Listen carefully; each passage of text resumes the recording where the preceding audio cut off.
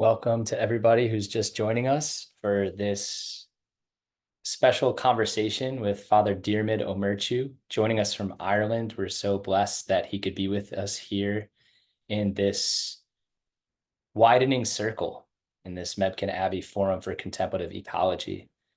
Father Garrick, do you have any opening remarks you'd like to share with the group? I think you are muted. I think you're muted, Father Garrick, if you're willing to. No, I would just say, let's continue the conversation we had last night and bring Diarmuid into it. Wonderful. Yeah, well, welcome to those who were able to join us last night, and welcome to all those who are joining us perhaps for the first time in this conversation. And just deeply grateful to be continuing this exchange across the great Atlantic Ocean to learn from the depths of wisdom that Diarmuid shared with us last night and continues to transmit through his deep and profound journey. So we'd love to open up the community to any thoughts or questions you might have. And we invite you to either use the raised hand feature. You can lift your hand like this, or you can type a thought or question in the chat.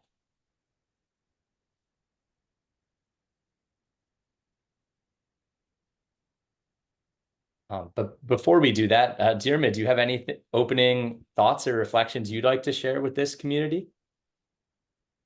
Yes, okay. So greetings, everybody, and thank you for inviting me to be with you in this conversation. I thought I would open up by offering two short quotations just to focus our reflection. One is from Douglas Christie, a layman who is a kind of a well-known specialist on monastic spirituality. And then the second one is from the theologian Elizabeth Johnson. So first from Douglas Christie, he says, "We are beginning to recover a sense that the simple act of gazing, contemplative gazing, of paying attention, one of the most ancient and enduring ways of understanding contemplative practice, can open up a space in the soul, a space in which the world may live and move in us." So he says we're being called to recover a sense of that simple act of gazing, of paying attention. And so I invite us then to bring something of that contemplative gazing and that paying attention to these inspiring words from Elizabeth Johnson.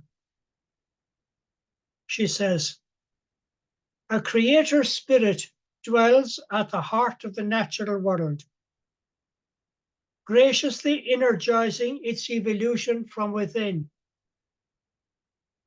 compassionately holding all creatures in their finitude and death, and drawing the world forward towards an unimaginable future. Through the vast sweep of cosmic and biological evolution, the spirit embraces the material root of life and its endless new potential, empowering the cosmic process from within. The universe in turn is self-organizing and self-transcending, energized from the spiraling galaxies to the double helix of the DNA molecule by the dance of divine vivifying power. The dance of divine vivifying power."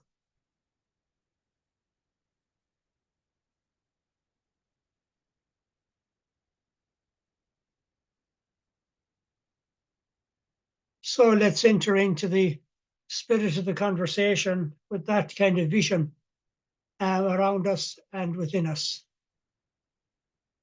Sarah Diarmuid, I think you want to come in if you just unmute.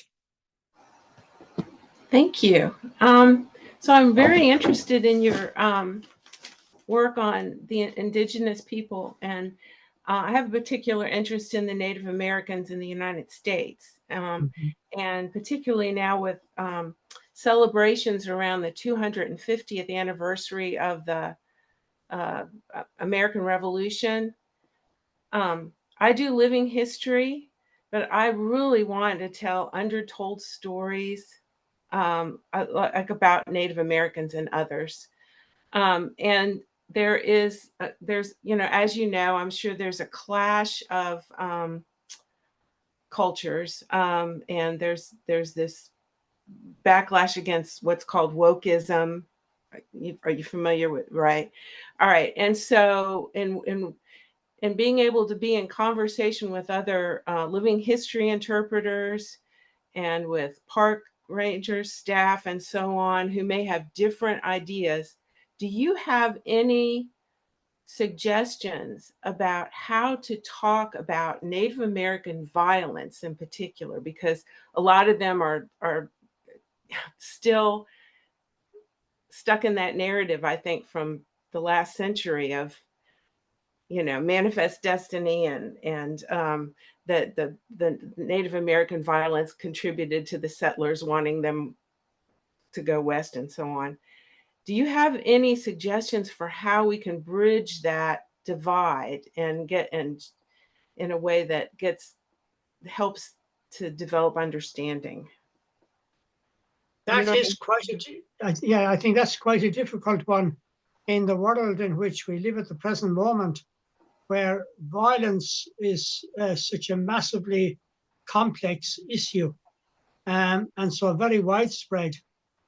And even in the kind of polarization that you're experiencing and have been experiencing in the United States and the political divide, there's a certain underlying violence there that's difficult to speak to, that's difficult to name, and that's difficult to call forth. And so your question is not just in relation to Indigenous people. I think there's a bigger and a wider question as well. How do we confront the violence in our world generally, in our society at large? Think of, for example, of the gun problems that you've had in the United States. How do we call forth another conversation and a different narrative? One of the dimensions in violence, which is not often spoken to publicly or explicitly acknowledged, is the kind of scapegoating that's often a feature of it. I think in what you're talking about, Sarah, Indigenous peoples become the scapegoats very often. Here in Europe, at the present moment, it's the asylum seekers and the refugees that are our scapegoats. And that's a dimension of it.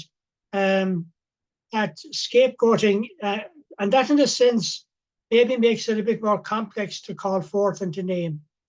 And therefore, in the long term, I guess there are two parts of a response to your query and to your question. Number one is, can we begin to educate people on the different aspects of a complex culture like that of the United States, or indeed like that of other nation states around the world on a much smaller scale.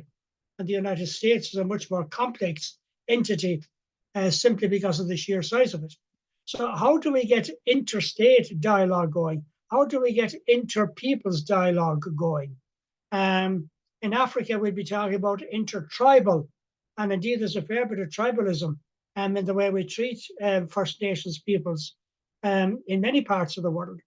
So I think there's the dialogue factor, and then there is basic education and helping people to understand that there is no such thing anywhere in our world as a monolithic culture. All cultures carry quite a degree of diversity. How do we honor that diversity? How do we work with it? How do we work collaboratively with it? These would be the issues that I would want to raise in the dialogue, and as part of an educational process trying to address the issues that you're raising. The one other factor that I'll throw in, which is not in your question, because my interest in First Nations peoples comes particularly from the perspective of spirituality, and that's a pretty powerful unifying factor. If we could get the dialogue going around that, but we probably need the dialogue first in terms of human relations, in terms of how we use resources, in terms of cultural diversity, before we come to the spirituality. However, if you're dealing particularly with church people, you might begin to find some who are more open to the spirituality. So for me, and I developed this in my book in the beginning, was the spirit. Across the world, our First Nations peoples, despite all the diversity in the spread globally and internationally, they carry a fairly unified understanding of the mystery we call God. And they call it the Great Spirit. And of course, for our Indigenous peoples, the Great Spirit is not some transcendent reality above and outside our world. Their connection with the Great Spirit is done first and foremost through the land. Now, that's not pantheism. We're not saying that for them or for us that the Spirit is confined to the earth or to the land. No, they're saying it's in and through a deeper appreciation of the sacredness of the land, of the fertility of the soil, that's how they begin to encounter and come in contact with the Great Spirit. Now, there's in the long term, there's a powerfully unifying spirituality there, and a spirituality that has huge implications, it seems to me, for us Christians around our understanding of the Holy Spirit. And sadly, to date, as far as I know, no theologian is working on that interface as yet. Leonardo Boff in South America has written a very interesting book on looking at the new cosmic story and how it would influence our theology, or how it should influence our theology of the Holy Spirit. But he doesn't say a single word in the book about making a connection with Indigenous peoples. And I think that's a serious loss. So I hope I have in some way responded to your question. I haven't offered any simple, direct answers because I don't think there are any. Yes, thank you. Could you mention that author again, please? The name, the author. Leonardo Boff, B-O-F-F. B-O-F-F. Yeah, Thank and you. the book is called Come, Holy Spirit. Okay, Susan. Hi. Last night you mentioned the question of, what is the kingdom of God? What did Jesus mean when he said that? And is it really about salvation of the human soul? And it's a fascinating question to me because I'm sort of, in my mind, I'm trying to reconcile traditional Christian beliefs, orthodoxy within the Christian world, and eco-spirituality, which sounds a lot like panentheism. And so I'm having a little bit of trouble because Christianity seems to be very focused, unusually so among religions, world religions, very focused on salvation of the human. So how do these things all fit together? Good question. So let's begin for a moment with a few basic bits. Prior to the time of Jesus, going back probably 5,000 to 6,000 years, the king was considered to be God's primary representative on earth. And therefore, any suggestion of a deeper connection with God, or of God entering more fully into our world, had to be in and through the institution of kingship. Now, you find that even in the time of Jesus. For example, even though the high priest was in charge of the temple, everything the high priest did was accountable to the king, which historically in that case was the Roman emperor. And so, for example, the special vestments that the high priest wore for special celebrations had to be kept in the king's palace or in the residence of the Roman emperor or his representative there, and could only be released with permission from the king. It's really important to keep that as a background. So the evangelist then who wrote the stories of the Gospels and weren't writing history as we understand it today, they were following a literary template. And according to this template, they expected, and they were in a sense being requested, to write the life of Jesus in terms of imperial kingship. And so Matthew begins his gospel with a long genealogy tracing Jesus back to King David. That's not history, it's literature, and it's following the template. Luke does the same in chapter 3 of his gospel. And then as you go through the Gospels, this idea of Jesus being the king and the language of kingship occurs time and time again. What we have come to realize, thanks, I suppose, particularly to the deeper multidisciplinary research of scholars ever since the late 1800s, this is not new, this has been going on for at least 130 years, is that Jesus himself did not identify with imperial kingship. And to the contrary, contested it and denounced it very strongly. And therefore the need, what I'm suggesting in my books, and other scripture scholars touch on this, that we need to get away completely from the language of kings and kingdoms and kingships.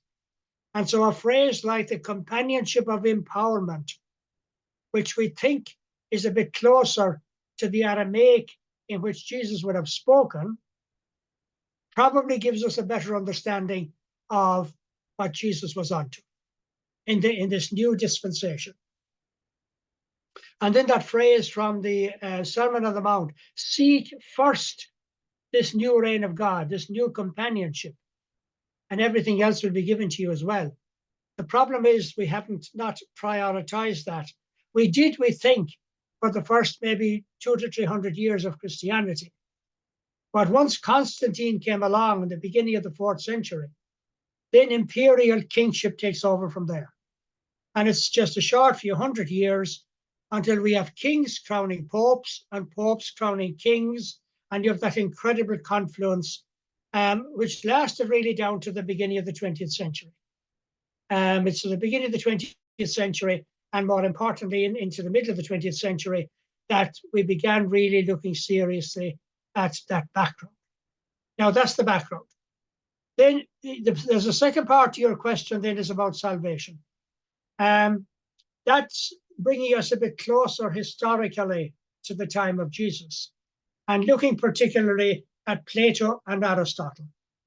So the regime of kingship, which goes back 7 or 8, well, probably about 6,000 or 7,000 years from the present time, began to identify outstanding males as being more significant than females in the culture. And they began also to redefine the nature of what it means to be human, particularly within an imperial context. Now, the two people that did that more explicitly than anybody else was Plato and Aristotle, coming closer to our own time. Excuse me. And particularly when it comes to the notion of the soul, that belongs very strongly to Aristotle. People think that this idea of humans having a soul has been around for a long, long time. It hasn't. It's quite recent. Mainly as Plato and Aristotle would be the two big names there. Now, again, I remember so going back into the middle of the last century as a very young person, people talking about the literal interpretation around the soul. That at some stage in the development of the child in the mother's womb, God sent an angel down from heaven to inject a soul into it. And then it became a human being from there on. Now, nowadays, nobody apart from maybe a few fundamentalist theologians would be saying anything like that. we still use the soul extensively. And we believe it becomes part of the makeup of the human in the whole process of the life becoming, from the very moment of conception itself. And then at the end of our life spectrum, the soul leaves the body to inhabit the realm of eternal life in a life hereafter. So now that concept of soul is becoming more and more problematic today. And indeed, it relates to the opening quotation that I used from Elizabeth Johnson. We need to replace the word soul with the word spirit. We are all creatures of spirit. The problem with retaining the notion of the soul, for Aristotle, for Plato, and for others, is that the soul gives us humans a superior status above and beyond everything else in creation. Now, Aristotle did concede that animals have a kind of soul, but it's very inferior to that of humans. So I'm suggesting that we need to replace the concept of soul with that of spirit. We are all creatures of spirit. That which energizes everything in creation is the energy of spirit. And then this is where that suggestion, and this would have implications too around the work of our First Nations peoples. Then where that becomes very controversial, of course, is when we realize, and as creatures of spirit, we are all equal in God's creation. We are all equal. The trees, the plants, the mountains, the lakes, the planets, the human. We are all equal, and each is unique. But there are no superior beings in God's creation once we acknowledge that idea that spirit is the energizing stuff, if you like, that energizes everything. And to fully understand that, we'd have to go back into the opening chapter, the opening 2 verses of the book of Genesis, which is work for another time. So, Susan, I hope I've attempted to respond to the double part of your question.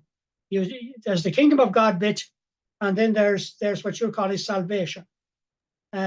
So if we regard everything as creatures of spirit, then everything becomes the focus for salvation. And I would want to replace the word salvation with the word flourishing. Everything is there to flourish, not just human persons. Indeed, human persons cannot flourish unless everything else in creation is flourishing in its own unique way. That makes a lot of sense. Does the flourishing then carry forward into the concept of an afterlife or eternity, heaven, the idea that because salvation includes those concepts, it's not just about living here on earth in a physical existence. Yes. I don't know if the term afterlife is helpful either anymore, but that there is a continuity of life after death. Yes, absolutely. And we find some very rigorous scientific evidence for that, even in the near-death experience, for example. And therefore, again, we're in much more reflective, meaningful ground if we see ourselves as creatures of spirit. So that spirit which inhabits this body of mine at this moment in my earthly life, and in my death, that spirit will be released. And we know from basic physics, energy is never destroyed. Energy always reconnects with other forms of energy. So the spirit of energy that constitutes this particular unique embodiment in life is released in death to reconnect with the other energy fields around creation. A little anecdote to make that a little bit more accessible for everyone. People may remember the story in the Gospels in which an evil spirit is cast out of somebody. And we're told that the evil spirit goes roaming around looking for an alternative habitat. Now, many commentators miss the point here. the point is, spirit can do nothing without body, and body is lifeless without spirit. So for many of us from the Christian background, we grew up with a terrible dualistic split between body and spirit. But that little anecdote in the gospel very powerfully illustrates the complementarity of the two. Spirit can do nothing without body, and body is lifeless without spirit. And that, again, I think that gives us another way of understanding the continuity from this life and beyond. Okay. Burek, come in, please. You need to unmute yourself.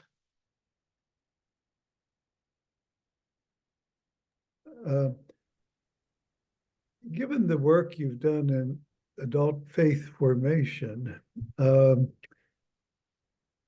do we begin then to foster this living that we're all creatures of spirit? How do we begin to live out of that beautiful quote from Doug Christie? And how do we begin to invite people to live into this awareness of the interrelationship of all creation? So, some practical ways of going about that?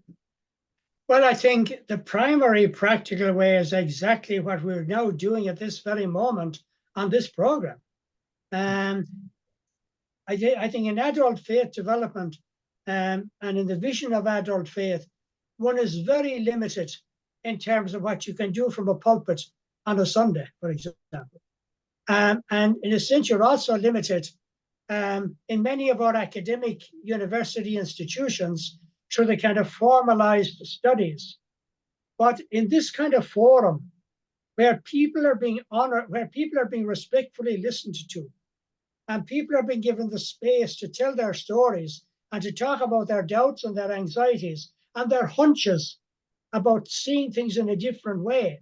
I think anybody that has rubbed shoulders with Indigenous peoples, if they're anywhere sensitive at all, they'll have picked up a sense of a spirituality that's quite deep and quite profound. But I guess in formal settings, as Sarah was suggesting, people might be afraid to say that or don't quite know how to say it. I think that's the value of a forum like this, whether it's an online forum, whether it's something you do in other discussion groups.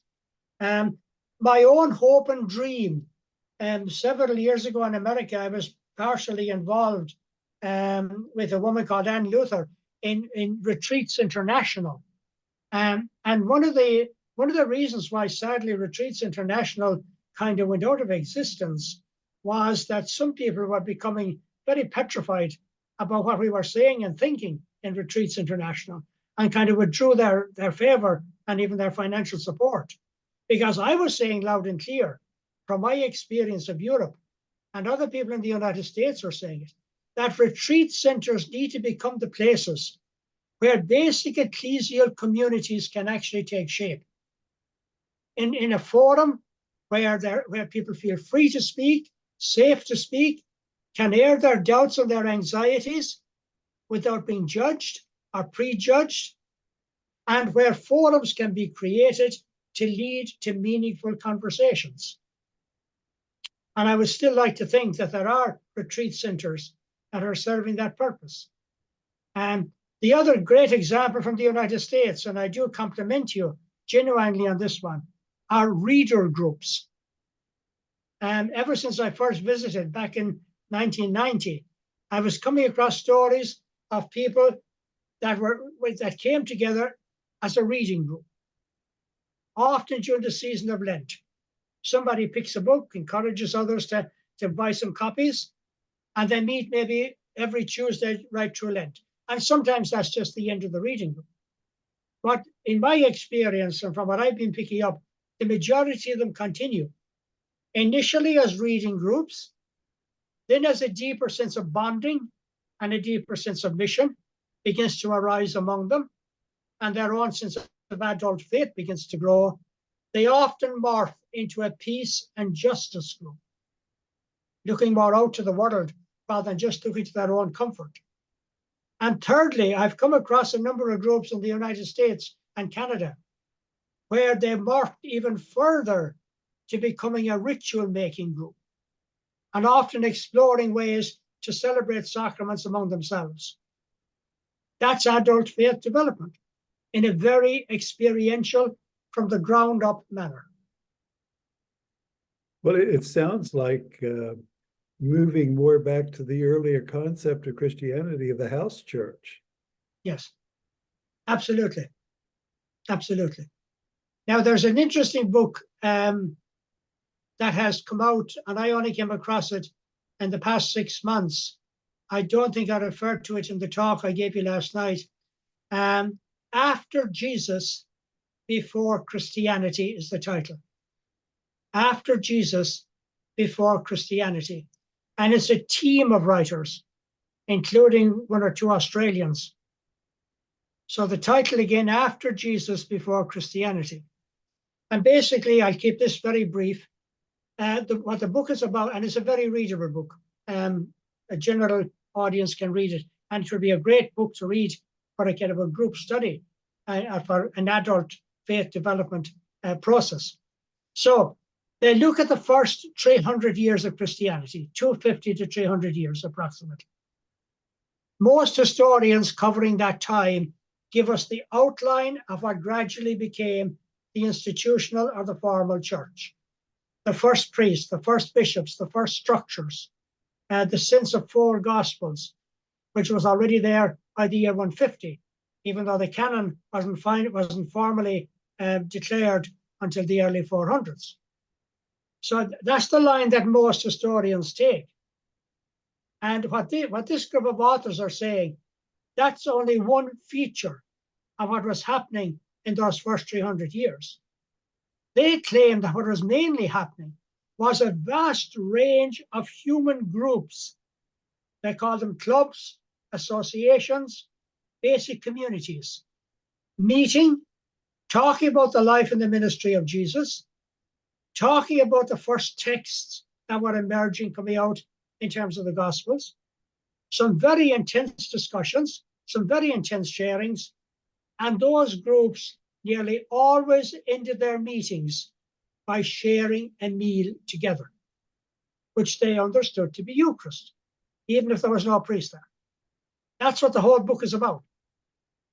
This was the, if you like, the parallel movement, which unfortunately formal historians have largely ignored because they were preoccupied with trying to get the structured side right, if you like, and trying to get the basis for the institution. And nobody's denying that was a feature too. But it seems we ignored a parallel feature, which I think could now be eminently important and deeply inspiring for the kind of thing you're talking about, Gary. Yes, thank you.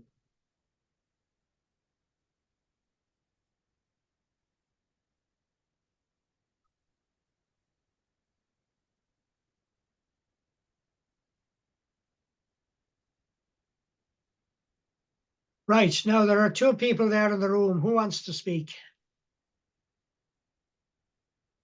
You need to unmute. Speak.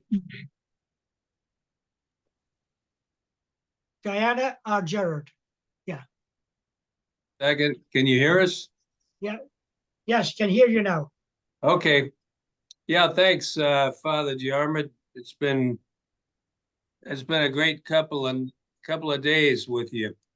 Yeah, I'm Jerry, and Diana and I are born and raised Catholics, and I hope to say we've evolved into what they call progressive Catholics. And lately, I think through writings from you and many others, I think we've become radicalized Catholics in a lot of ways, including faith and justice issues especially. Okay. So my question, and we're both in our 60s, retired just recently. a lot of time on our hands to study. So what I've been doing, and Diana too, I'm fascinated by theology now, and I'm studying a lot of theologians just on my own. We're reading them together. So read a lot about Moltmann and his death recently, Jürgen Moltmann, and Okay. read a lot lately of the Latin American Salvadorans. Sabrino is writing still. Ella Curia wrote a lot, and I've got some of his writings before he died, of course. The spirit of the Salvadorans and other Latin Americans is still very strong, although it seems to have, well, in those countries, it's still very strong, like Salvador, but in some places it seems to have gone underground or it's been suppressed by governments. So Right. finally, I get to the question. Can you talk about the links, which are becoming more and more obvious, between liberation theology and creation theology today? Yeah, following the earlier question, I would begin with this phrase: seek first the new reign of God, seek first the new companionship, and all else will be given to you as well. And therein is in a sense, that's a New Testament version of the Old Testament statement, set my people free, and which is at the heart of liberation theology, the Exodus journey through the desert. Except nowadays, set my people free. We can't set the people free without also setting creation free. And a very painful example of that at this very moment is what's happening in Gaza in the land of Palestine. We're hearing and we're seeing images of the horrendous destruction to human life and to property. But what we're not being told is that many of these bombs and Scud missiles and drones carry a whole range of chemicals. And those chemicals are going to be lying around that territory for at least the next 10 years, causing respiratory illnesses and diseases to human beings, but also to plants, to trees, to animals. The whole environment will be poisoned, and poisoned badly. That's an example where you can't have freedom for persons without having freedom for creation as well. And one could take a range of other examples. I suppose the other example that I will give, because it's very pertinent in what they're now trying to do in Brazil, with Lula back there as president. You go into a pharmacy, indeed maybe the next time any of you go into a pharmacy, just look particularly at that section that's reserved to the pharmacists. You'll see the presses and things at the back where only the pharmacist is allowed to go.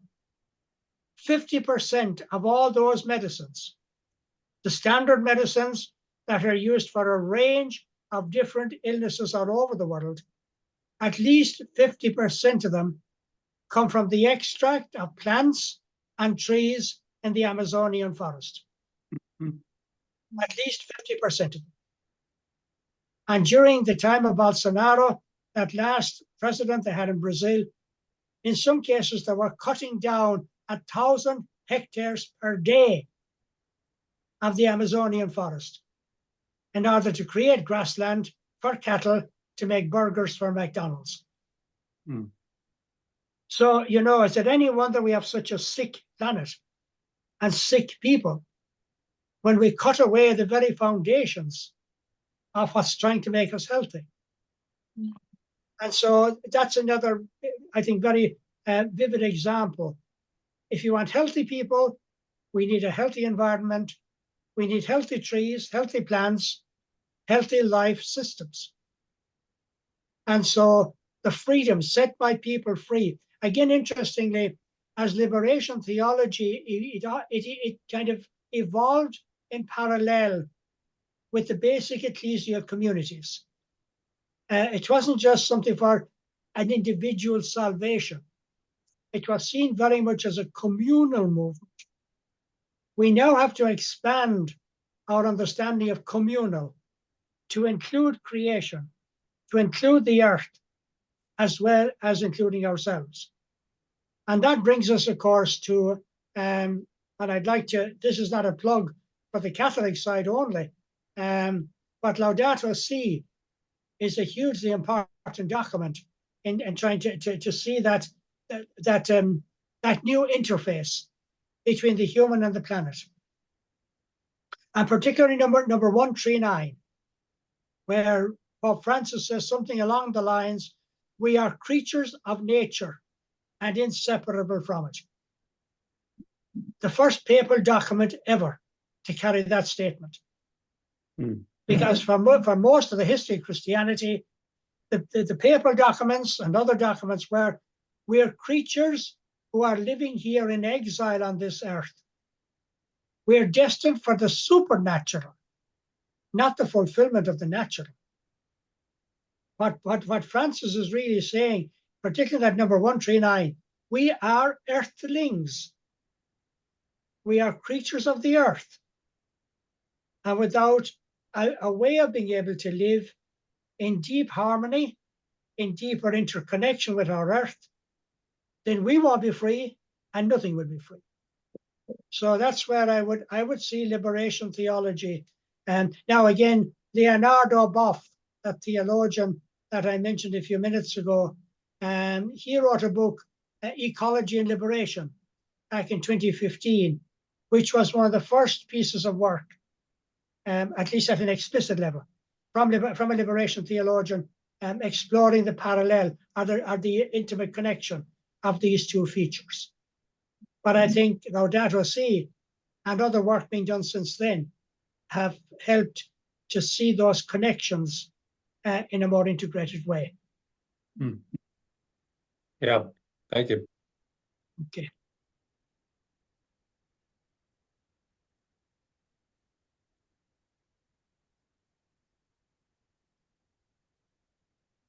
Anybody else want to make a contribution or raise a question? Yes, Jean, you need to unmute. Well, as you were just speaking, Dermot, about this larger community, I thought of Thomas Berry. I always remember him saying, there's no such thing as the human community. There's only the life community of which the human is a part. Right. And to me, that so said everything, that if we got that idea, that truth, we would make decisions very differently. And I was very touched by your quotes in the beginning today. You know, the ability to just gaze, and to know that there is an interior. Right. God is always within, not up there or out there. Correct. Within. And it makes me think, I did quite a bit of relationships with children at our farm, because I realized that much of our difficulty was because of our disconnection from our place, from the land. From the land, yeah. Yeah, I live on Long Island, and it's an island, but even some of the children never even have an experience of the ocean, you know. Everything is shopping centers and concrete and cell phones and computers, which are wonderful because we can do this with them. But we're so disconnected from our place and from the land. Yes. Yes. And this goes back to the native people's understanding, because that's where the spirit is, you know, within. And in being with the children, it seemed so kind of easy and simple to help them to understand the greater community, just by bringing to the land, to the farm, to the worms, to the ants, and helping them understand that we are all one community of life, you know. Yeah. But when Okay. I heard your that quote about the interior, I thought of the children always on their screens now. And some of them have no idea that there is an interior life, that they can talk to themselves, that they can know a life inside of themselves, not everything coming from the outside. So I think it's a very important thing for everything you're talking about, to lead children into this world where God is very close to them, within them, inside of them, and inside of everything on earth. Yeah, I think the bigger challenge, I think the Yeah. bigger challenge facing us, as you say yourself, children can pick this up very quickly and very easily. The bigger challenge, I think, in terms of education is how do we reach the parents? Because at the end of the day, the values that our children pick up are the values that are instilled in them from the home and from their parents. And particularly where we have working parents, you know, whether it's America, whether it's Europe or wherever, both parents go off out to work in the morning, and sometimes the children are already entrusted to other people before they even begin their school day. And then coming back in the evening, and it's often a case of go for the tin of food or go for the frozen food because, well, they're both tired after their day's work. So often the children rarely, if ever, see natural food. And so we're kind of indoctrinating our children into a way of life which is very much about disconnect. And then as they go further in their education, they begin evaluating, because that's what they're told to do in the system. They begin to evaluate everything in terms of external criteria, whereas this interiority then becomes more and more neglected. So I think, in regard to our children, it has to be the children and the parents, so the children and the adults somehow or other. How to get those two together is a challenge. Yes, Mary Hurley, please. This is kind of a follow-up on Jean's comments relating to your first two quotes that you gave. Thomas always talks about a community of subjects rather than a collection of objects.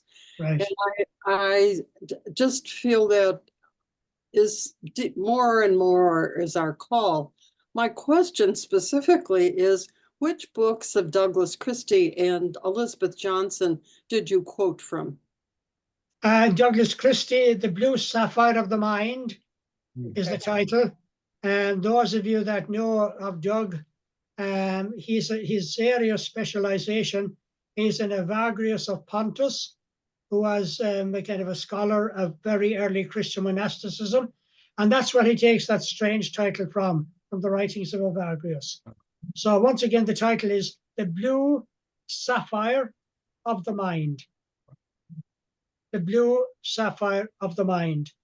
And it's a really inspiring read, particularly for those among us that are drawn to the contemplative way of seeing and understanding. It takes an old.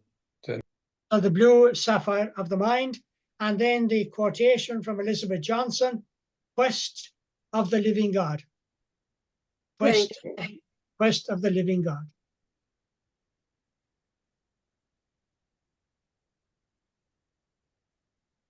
Thank you. You're welcome.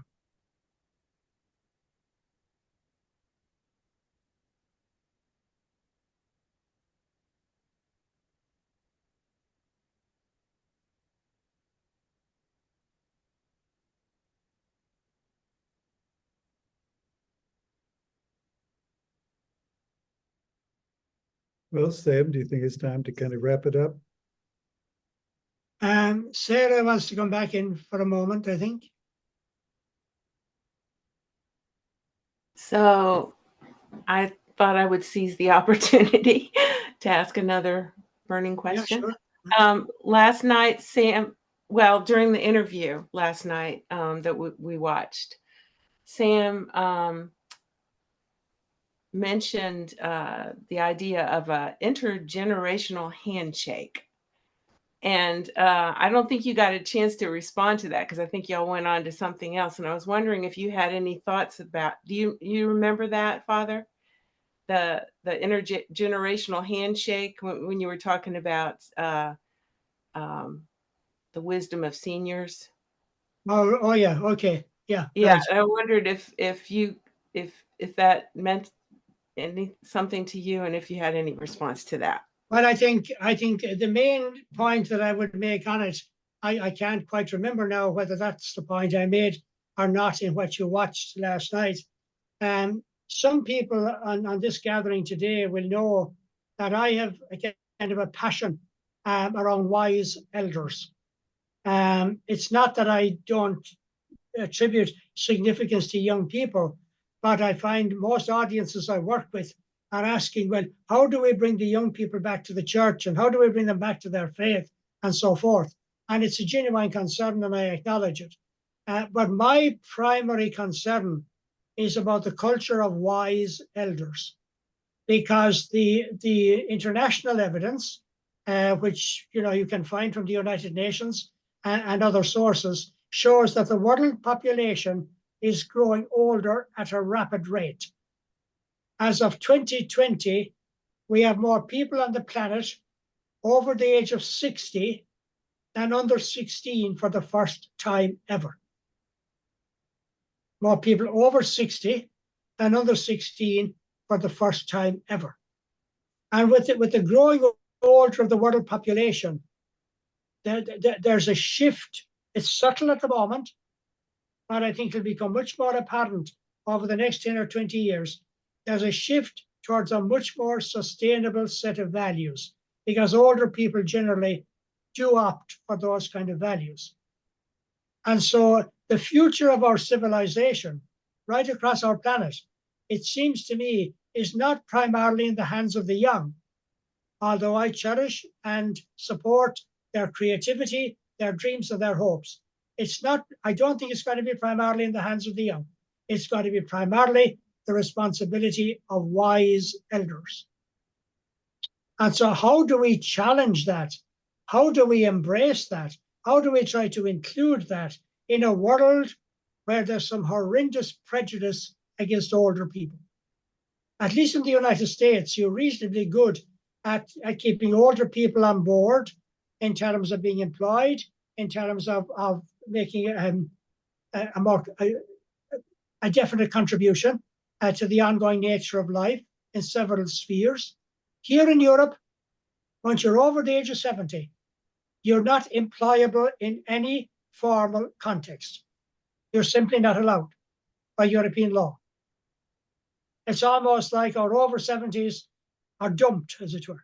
And that's how a lot of old people feel. And we get the slogan continuously that we older people, and I include myself here being over 70, that we older people are a burden on the taxpayer, and we're a burden on the government, and we're a burden on the health system. And that's pretty much the attitude in many parts of the world. So how to overcome this prejudice and move our culture towards an appreciation and understanding of wise elders, in my opinion, is one of the most urgent questions facing humanity today. And that's probably what I had in mind when I was talking about the intergenerational handshake. Actually, Sam said intergenerational handshake after you were talking about that, but that's really interesting. That I agree and understand. Thank you. Thank you. Jens? Yeah, go ahead. Thank you. Actually, my name's Melissa. My husband's name is Jens. But speaking of wise elders, I was thinking about something that Jean Clark talked about last night. And I wonder if you could, before you go, just talk about, she spoke of how our own individual contemplative practices that practice of the simple act of gazing is so key to me in the answer of a lot of the questions tonight, and how much is actually happening when we do practice that simple act of gazing. And I wonder if you could talk about that before you close up. Yeah, well, I'll go back to the great Thomas Merton. That's where I take my kind of original inspiration from. In the Seven-Storied Mountain, Merton has a one-liner. I know he has several definitions and descriptions of contemplation, but I think for me, this one-liner underlines many of them. He says, contemplation is the keen awareness of the interdependence of all things under God. So the keen awareness, it's not just an ordinary awareness. It's not the awareness that we pick up from social media. It's not the awareness of the news bits that hit us from our newspapers or televisions or whatever. It's not the wisdom that just comes from general public discourse. It's the keen awareness. When we take the time and trouble to focus more intently, and also take the time and trouble at times to read around a subject in order to get a deeper understanding of it. So it's the keen awareness of the interdependence of all things, of how everything is interconnected. And this then is where, although Merton would have probably used those words vis-a-vis individual practice, to really get into that depth that he's talking about, that interdependence, we then need to move from the individual practice into some kind of a collective expression of it, or a collective interaction around it. Perhaps the kind of thing we're doing in this forum today. And so contemplation then is not merely an individual practice. Obviously, it needs to start there, and with the personal conviction that this is something important and worthwhile. But I think that contemplative search for depth will almost naturally lead us into some kind of a connection with others. Maybe initially for many of us through a spiritual director or through the process of spiritual accompaniment. But then into something wider, whether it's a reading group, whether it's a retreat group, whether it's a conference group like this, because I think it's to the shared wisdom then of different people, of different disciplines, from different backgrounds and different experiences, that we can begin to understand and appreciate the interdependence that Thomas Merton refers to. I hope that's adequate for now, Melissa. Yes, my understanding is that we don't practice that simple act of gazing just for ourselves, but that it actually, for me, it feels as though it is part of a very, very big picture as far as our all joining into that, as far as in Christian terms, the coming of the kingdom. Mm-hmm. So I am just appreciative of you and also of Jean Clark and her mission of letting the ladies, the sisters around her, know that they are indeed making a difference in the world in their own contemplation. Sure, absolutely. Yeah. Okay, thank you.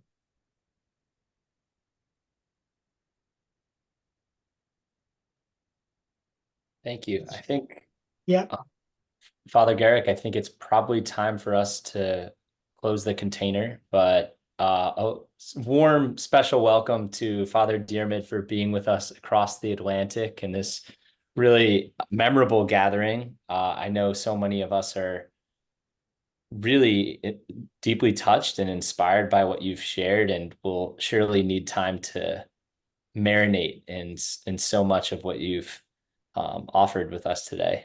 Do you have any parting message for us before we go off into our Tuesday? Well, I think going back to some of the earlier questions, keep the fertile and creative dialogue going whenever and wherever you get an opportunity. We will. Because that's an important part, I think, of focusing the energy, and doing the gazing, in a true contemplative spirit. Absolutely. Well, we look forward to continuing the dialogue. Diarmuid, we look forward to supporting your new book on ecological spirituality, available through Orbis Books in their Ecology and Justice series. And we hope that many of you will join us next month on September 9th, and we're going to be speaking with Stephen Blackmer, an Episcopal priest from Church of the Woods. So that will be on September 9th at 7 p.m. Eastern time. And of course, Diarmuid, I know Victoria Lortz is very excited to see you. It sounds like you'll be doing a retreat together. So it's very gratifying to see our widening circles come together in this spirit of mutual companionship, as you said. Right. Well, thank you so much. Thank you. Blessings all. Bye. Cheers. Thank you.